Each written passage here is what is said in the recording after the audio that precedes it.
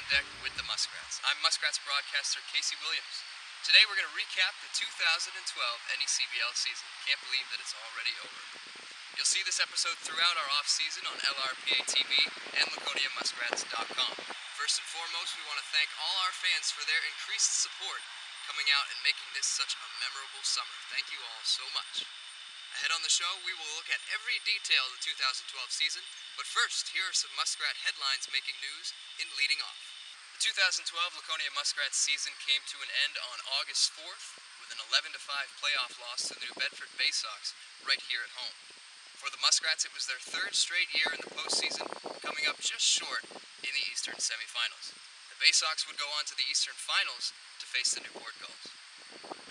From that Eastern Finals, it was the Newport Gulls who went on to the championship series and won their 5th NECBL championship, a record amongst all teams. The Gulls defeated the Danbury Westerners in 2 games in the championship series. The Westerners upset the 2011 champion Keene Swamp Bats in the Western Finals, so we congratulate the Newport Gulls on their 2012 NECBL championship. On a more exciting note, Danny Collins was named the 2012 Rick League MVP in the NECBL. He had the best offensive summer in league history, setting 4 new league records. Collins was the Muskrats' best player by far, and he becomes the 2nd straight MVP for the Muskrats. Laconia's franchise is the 3rd franchise in NECBL history to have back-to-back MVPs. That follows Chris Costantino's Rick League MVP award in 2011. Congratulations to Danny Collins. This is an impressive accolade. Second baseman Will Leathers was named to the All-NECBL second team. Leathers only played in 20 games this summer, and he won't qualify for league averages, but he hit .398 with 35 hits in 20 games. It was great to see the coaches honor him with a second-team selection, and it was a lot of fun to watch Will play. Congratulations to all our Muskrats on a fantastic 2012 summer. That's a look at Muskrats headlines in leading off. I'm going to pass it off to Mark Perlman-Price with 2 away here in the bottom of the 9th. Thank you, Casey. Here's the pitch. It's a ground ball to short. Peyton Hart on the backhand. It's going to be a deep throw. Here it comes. It is in time. The Bay Sox win it 11-5, and they advance to the Eastern Division Finals for the first time since 2007, and the first time since becoming the New Bedford Bay Sox. A very exciting moment here in Laconia as New Bedford wins this one 11-5. The 2012 Muskrats season ended in the Eastern semifinals on August 4th. Many would say that could be a disappointment after making it to the championship series in 2011. The mentality could have been championship or bust. But the Muskrats put together quite a good season despite many roster difficulties. Departures and injuries, a lot of roster turnover made it an uphill battle all summer for the Muskrats. To illustrate all that roster fluctuation for you, here is one of General Manager Noah Crane's projected lineups from the preseason. Variations of this lineup did get out there, but not often enough. Remember some of these names? Nick Camastro broke his finger in late June. John Polonius signed with the Giants. Marcus Davis had elbow pain, he left in early July. Of course, Danny Collins was the anchor of this lineup through July. He left before the playoffs, though. Dylan Kelly succumbed to an ankle injury and he left in July. Ethan Bennett had summer classes. He departed after June. Tyler Jackson hurt his shoulder and left in late June. Donnie Dushinsky and Regan Flaherty remained in the lineup for most of the summer. They were steadfast. But now let's compare that to Laconia's lineup from their final playoff game. Yikes. Regan Flaherty is the only original projected starter to be on that playoff starting lineup. 5 of these Muskrats were mid-season pickups. You have to give a ton of credit to the players that stuck around and to manager Matt Allison for taking a lineup with so much instability and bringing it to the postseason. 19 members of the 28-man preseason roster left during this year. 4 of them had school obligations, 9 got injured, 3 left for personal reasons, and 3 moved on to professional baseball. Coming into the season, it was said that this was our best roster on paper yet. Next year will definitely be about finding players who can stick around all season. It was a banner year for offenses this summer in the NECBL. 15 new records were set. The Muskrats got in on that action with a new mark for homers by a team in a summer with 73. 48 of those shots happened right here at Robbie Mills Field over this fence. And among that batch, 10 of Danny Collins' record 19 homers left Robbie Mills Field right here. Danny Collins was the talk of the town in 2012. Holyoke Blue Sox broadcaster Mike Lord called him the best amateur hitter in America. Muskrats manager Matt Allison said he's the best hitter he's ever coached. Here's a closer look at the greatest individual season in NECBL history. Takes the first pitch for a strike, and this one's crushed to deep left center field. That's a no-doubter. Danny Collins with his 4th home run of the season. You could tell when that one left the bat, that one was gone. So 1-1 comes to Collins, and he hits this one out toward right center field. Going back, looking up is Whitkus. That ball is gone over the scoreboard by the narrowest of margins, and the Muskrats will take a 1-0 lead on Danny Collins' record-setting 7th homer of the season. No Muskrat has ever hit 7 homers in any span of time. Danny Collins continues to amaze. He delivers, and this one's sent into right field. Cam Young going back at the wall, looking up. This ball's gone. So Collins continues his hot streak at the plate. And he hits this one a long way out to left field. You can forget about it. See you later, bye, off Eastman Road.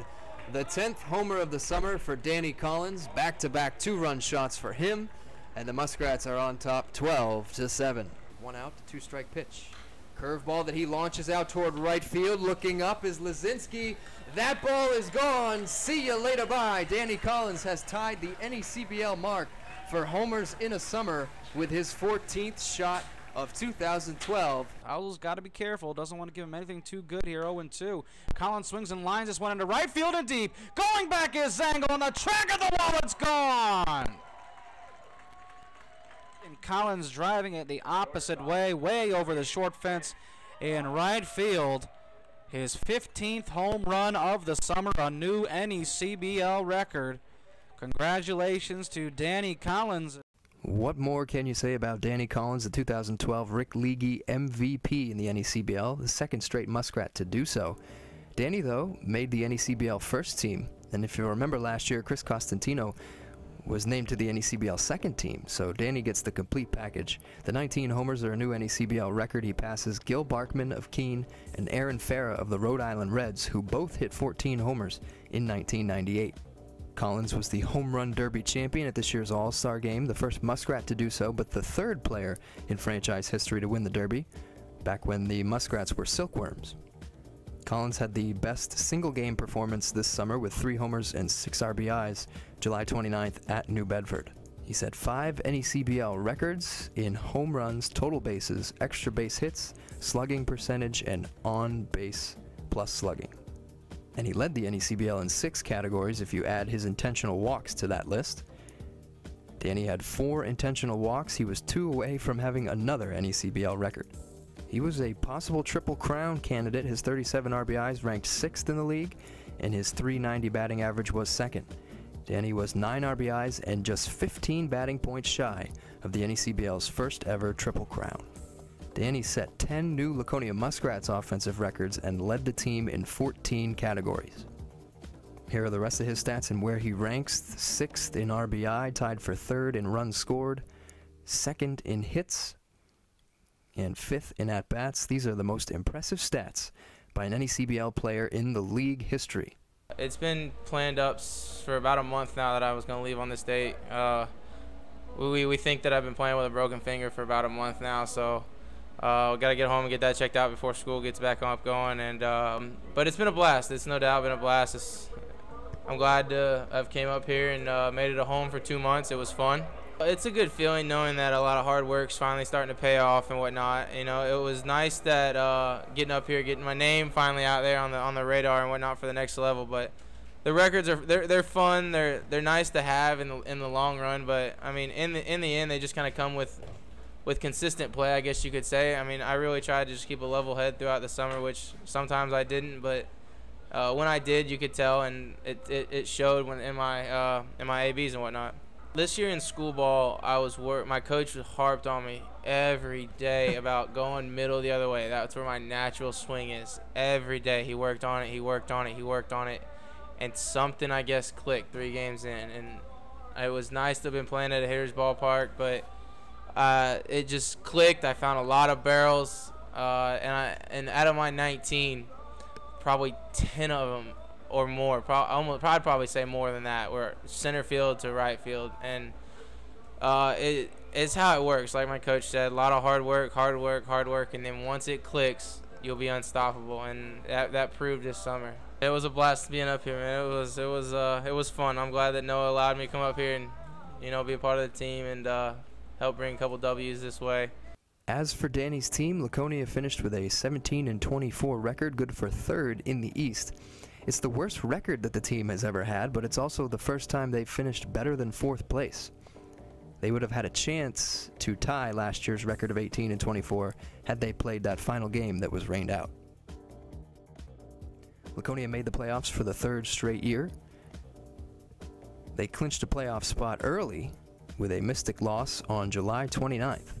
It's the first time that the team has not had to wait till the last day of the season to learn their playoff fate. The Muskrats were 7-1 against the Sanford Mainers. They really owned them. That ties a new NECBL record for wins against a single opponent in the regular season. But on the other hand, the Muskrats also went 1-7 against the Newport Gulls, which ties a new record for most losses against an opponent in the regular season. And the Gulls set that 7-win mark 4 times against Eastern opponents. The Muskrats were able to clinch that 3 seed for the playoff spot, their highest seeding, with a 3-2 walk-off win against Sanford on July 31st. It was Joe Torres who did it, and here's how it sounded. The 1-0 is taken out towards center field. Patron going back, looking up. That ball hits the wall. Here comes Kyle Convasar. The Muskrats walk off. They'll be the 3 seed in the NECBL playoffs, and the regular season comes to an end in thrilling fashion. Muskrats fans were headed to New Bedford on Friday. The Muskrats walk off with a 3-2 win. As a team this summer, the Muskrats had their best offensive numbers in history. Laconia set 14 new records for team offense in a season. The only categories they did not improve on were games played, at-bats, triples, hit batters, sacrifices, and stolen bases. So that tells us that this team was not playing small ball and they were relying on the big hit. The Muskrats were also caught stealing more than any other team in the league. It wasn't all about Danny Collins. The 2 other All-Stars, Vince Condi and Will Leathers, did great offensively as well. Vince would have set a number of team records had it not been for Danny Collins, and Will Leathers had a 17-game hit streak, which included 30 of his 35 hits. Very impressive.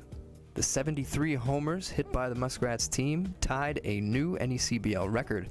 They were leading in that category all summer long. Keene caught up late and tied them at 73, so they will share the new record. The previous NECBL highs were both set by Keene, 51 homers in 1998 and 56 homers the year after in 99. Laconia passed both of those numbers, interestingly, on grand slams against Vermont. Kyle Convasar hit the grand slam on July 15th that set the new record, both of those at the expense of Vermont. 17 Muskrats batters hit home runs, and only 3 players to come to the plate this summer did not leave the yard. Here's a look at the rest of the Muskrats' offensive numbers and where they rank among the league. What impresses me the most is that batting average at .278 is good enough for 4th in the league. It didn't always seem that way. Of note, only 5 Muskrats players qualified to rank in league average. To do so, you need 113 plate appearances over the summer, and, well, because of all the roster fluctuation, only 5 players for the Muskrats had 113 plate appearances. One of the other shocking numbers to me, 172 walks for Laconia, good for 4th best in the league, so these guys could hit and were patient. All of these offensive numbers, however, keep in mind the Muskrats also led the NECBL in errors commit this summer with 61. But all in all, it was a great year for NECBL offense, and the Muskrats certainly made their mark. Again, setting 14 new team records in what was an impressive summer at the plate.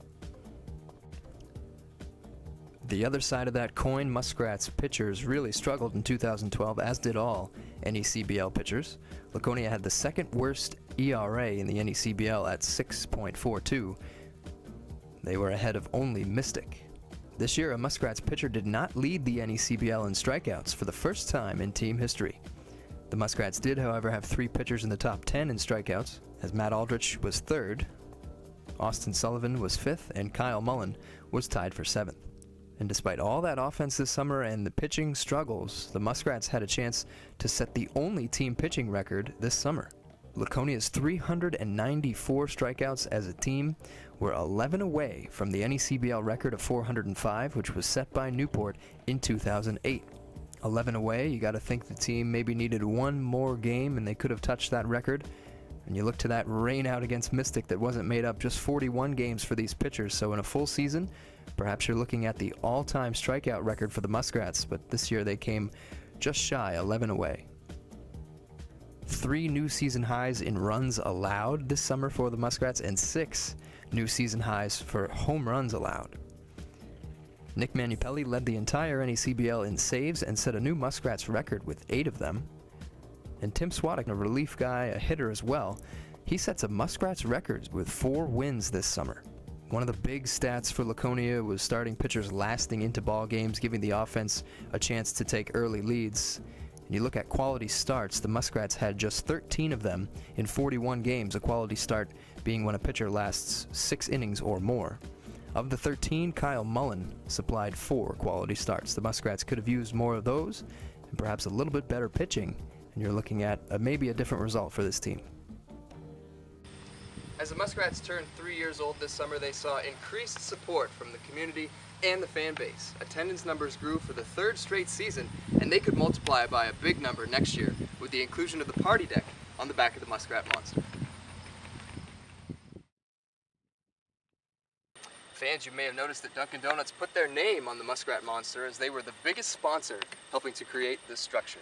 The coolest park feature in the NECBL will only get better next season with the scoreboard and the party deck out back. Here's a look at how the Muskrat Monster came to be. A monster-sized announcement to make that everyone's been talking about. We are going to build a replica Green Monster. Smaller scale, but a Green Monster at Robbie Mills Field in left field, just like at Fenway. 17 feet high, not exact height, replica, No. 90 feet long, so that gets out there into left center field. The Lakes Region Builders and Remodelers Association has volunteered to help us. Just a fun way that we can connect with the Red Sox a little bit and just enhance the overall entertainment picture that we've got going on at the field. Dunkin' Donuts coming in and being the primary sponsor for the Muskrat Monster. They've been a sponsor of ours, and they really stepped up this year to jump on board of this project. I'm grateful that Mark Kafua, who is the owner of a number of local franchises, really bought into the vision of what we're trying to do with the Muskrats. Now, as for the additional party deck, where fans would be able to partake in beer sales, those plans have reportedly been delayed indefinitely. General Manager Noah Crane released this statement. Quote, "Given the timing, weather, and scope of the project, we have postponed the deck portion of the proposed upgrades at Robbie Mills Field. We are currently constructing the Muskrat Monster, which will make Robbie Mills Field unique and cement its place as the premier facility in the NECBL and the state of New Hampshire." This one is crushed to left field. If it clears the monster, it's gone, but it's off about 3/4 of the way up. Playing it very quickly was Carl Anderson, and he holds Collins to a loud single, but boy, did he rip that one. Collins might have to complain about that wall, but the Bay Sox end up saving a run. And that hasn't been the first home run ball that Monster has robbed this season. I heard they're going to be putting a manual scoreboard on it soon, reminiscent of Fenway Park. Still no foul pole on it, though, so hopefully nothing will cross over that left field line. That's going to be a tough call for the umps. New addition here to the Muskrat Monster, a Dunkin' Donuts sponsor painted on. That's true. How could I overlook the neon colors screaming off the wall? That is an ad that would make the Red Sox jealous. Yeah. That is massive. That's beautiful. Dunkin' Donuts, America runs on Dunkin', as they fronted a majority of the money used to build the Muskrat Monster. And a great looking logo attached. Attendance numbers are in for the Muskrats this summer. 2012 season attendance totaled 8,500 fans coming to Robbie Mills Field. That tops 2011, which saw 6,500 fans visit, despite having 2 less home games. This is the highest season attendance in the 3-year history the Muskrats have been here in Laconia, and each year attendance has increased. There was an average of 390 fans per game this summer. That fell just short of the organization's goal of around 600 to 700 fans a game. Still numbers to improve on. This summer's crowd topped 700 at 3 different games. The solution to attendance shortcomings could be coming next year, The Muskrats get a chance to act on their approved request to sell beer. The beer request was approved in April 2012, too late though to enact on construction plans for the pavilion deck on the back of the Green Monster. Laconia didn't want to do anything half-heartedly. They wanted to provide fans with a place to purchase beer and sit and watch the game with a great view. Unable to complete that, they put it off, and this off-season will now provide the team necessary time to complete the pavilion deck. In fact, preliminary construction began August 3rd, so fans get ready for new views and drinks at Robbie Mills Field in 2013. You'll even get a chance to see the NECBL All-Star Game, as Muskrats' attendance looks to improve. Vince Condi was an all-star shortstop and a team record setter for the Muskrats in 2012, but he may have never seen the light of day here at shortstop if it hadn't been for John Polonius. Polonius departed from the team on June 25th, becoming a free agent signee with the San Francisco Giants. He becomes one of many former Muskrats to move on to professional baseball. Here's what John Polonius had to say at the time about becoming a pro. I went to school to get some more experience, learn some more about the game. And I feel like I'm more prepared now to go into Pro Bowl. So I think it was definitely a great choice for me. It's a different game. I mean, those guys are all great players, you know, so they just pretty much told me just be patient and work hard every day. That's the only way you're gonna make it. I'm gonna go to Scottsdale, Arizona. I'm gonna start there and then work my way up. Everybody is very excited. You know, obviously it's a great accomplishment. The encourage, I mean, just told me to work hard, keep working hard, because you know dreams do come true. So that's pretty much it. You know, I'm very excited. You know, those kids, they look up to those guys. I mean, now I'm like not one of them. They're already in the big leagues, but you know, I'm pretty much gonna get there soon. But you know, it's very excited. I have no words for it. You played about 5 weeks for the Muskrats overall in 2010, and now here we didn't get you for a full season. You still hit 5 home runs though, and that is a team lead. You've tied for the team lead. So, what kind of damage could you have done to the record books with a full season here? I don't know. I mean, that didn't happen, so I don't know what I could have done, but I would have probably break that record, you know, probably. But I mean, you will never know. It never happened. So. What can you say about the NECBL furthering your baseball career? I mean, it's a great league to come and play in during the summer. I mean, you get great experience, great players, you know, so I definitely recommend it. Like, if you're a college player, to come here and develop your skills. Polonius had a bit of a wait while his U.S. work visa cleared, but the Curacao native is now tearing it up in the Giants organization. In fact, he's already been promoted. Here are some other Muskrats in the pros making news. Jason Rogers, who played for the Muskrats in 2010, is at single-A level for the Milwaukee Brewers. He's been promoted once this year, hitting .308 with 11 homers and 65 RBI. Jarrett Miller, who pitched for Laconia in 2010, is at single-A level for the Braves, a 5-3 record in 7 starts. Damian Magnifico, the fireballer from last year, is a rookie in the Brewers system, 0-2 so far, but 18 strikeouts in 7 games. That's much like Damian. Evan Marzilli, a 2-time champion at South Carolina, playing for the Muskrats in 2010. He is now a rookie for the Arizona Diamondbacks, hitting a very impressive .331 with 7 doubles and 10 RBI. Bijan Rodmacher, you remember him from last year, has been great in the Cubs system. At single-A level, he's been promoted twice already. 27 runs, 12 doubles, 14 RBI, an all-around player, and the Cubs really love Bijan. Casey Kalinkowski and Chris Burke, 2 past Muskrat hitters, are both doing well in rookie ball for their respective clubs. And one other different note, last year's MVP Chris Costantino is now a free agent after being released from the St. Louis Cardinals system with an injury. We certainly wish Chris the best of luck, and that is a look at some of the Muskrats making news in professional baseball. 2012 was a wild summer in the NECBL. NECBL pitchers will have nightmares about it all off-season long. Of course, we'll remember it as our chance to watch one of the greatest individual offensive performances we'll ever see from Danny Collins. His name will live in legend in the NECBL record books, and we'll certainly see him again one day on baseball's biggest stage. 2012 was great. 2013 could be even better, as beautiful Robbie Mills Field is set to host the 2013 NECBL All-Star Game. General Manager Noah Crane is already on the phone looking to sign players for next summer, and we expect many more fans to come out and cheer on the Muskrats as they become 4 years old here in Laconia. Thank you for tuning in. Again, you can follow the Muskrats all off-season on our number of media outlets, facebook.com/Laconia Muskrats. Twitter, we are at Laconia Muskrats, and of course our website, www.laconiamuskrats.com. Also check out our YouTube page. We've done some great video things there.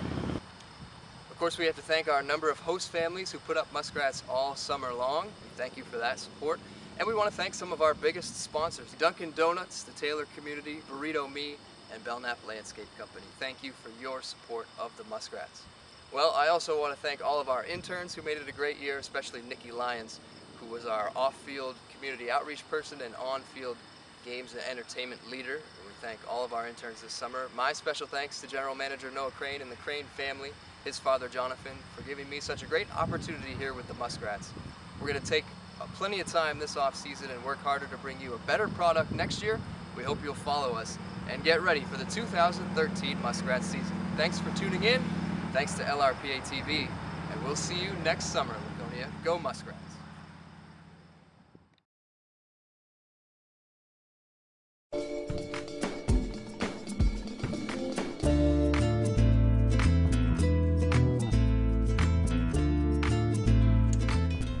Aaron Hill hit the cycle twice in 1 month.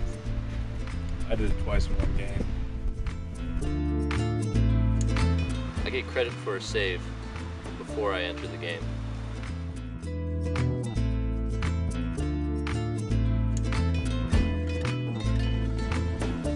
This monster was built to contain my power. It can.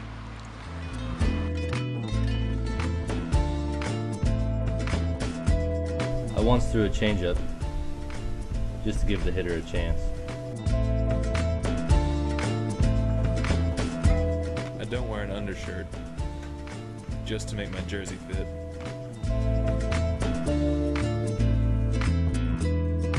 I don't throw a knuckleball, but I taught Tim Wakefield how to throw his.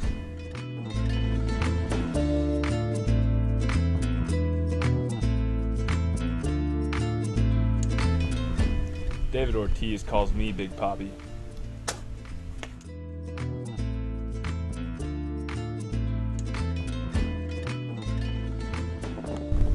Head and Shoulders wanted me, but they settled for Joe Mauer.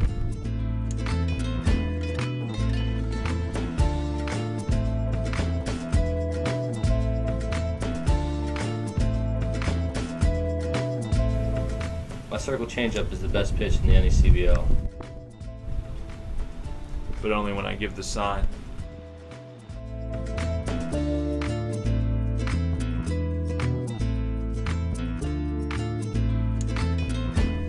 I am Nick Manupelli. And I'm Ethan Bennett. And we are the most interesting men in the NECBL.